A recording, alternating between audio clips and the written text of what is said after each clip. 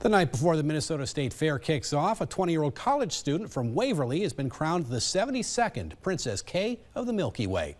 Mallory Thorson, representing Wright County, will serve as the official Goodwill Ambassador for over 1,800 dairy farm families in the state. The crowning ceremony took place tonight at the State Fairgrounds. Thorson competed against 9 other dairy princesses from across Minnesota. Alexis Hafes, representing LeSueur County, was one of the 3 finalists. Mallory's first official duty as Princess K will be to sit in a rotating cooler on the first 2 days of the fair and have her likeness sculpted in a block of butter. Congratulations to all the competitors.